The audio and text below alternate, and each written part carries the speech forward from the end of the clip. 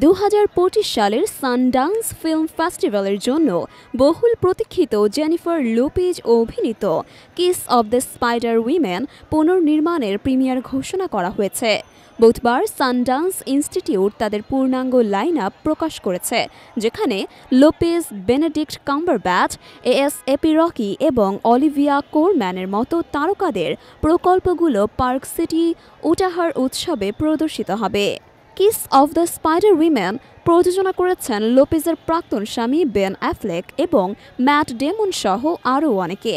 এটি ম্যানুয়েল পুইগের 1976 সালের উপন্যাস অবলম্বনে নির্মিত, যা প্রথমবার 1985 সালে চলচ্চিত্রে রূপান্তরিত হয়েছিল। ওই চলচ্চিত্রে অভিনয় করেছিলেন উইলিয়াম হার্ট, রাউল জুলিয়া এবং সোনিয়া ব্রাগা। উইলিয়াম হার্ট সেরা সহ অভিনেতার অস্কার জিতেছিলেন। এছাড়া 1993 সালে এটি একটি টনি অ্যাওয়ার্ড জয়ী ব্রডওয়ে মিউজিক্যালে পরিণত হয়। পুনর্নির্মাণকৃত এই ড্রামায় লোপেজের সঙ্গে অভিনয় করেছেন ডিয়েগো লুনা।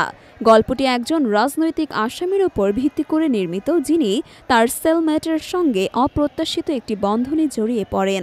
সেই সেলমেট তাকে তার প্রিয় সিলভার স্ক্রিন ডিভা ইংরিড লুনাকে নিয়ে একটি হলিউড ম্যাজিক্যালের গল্প শোনায়।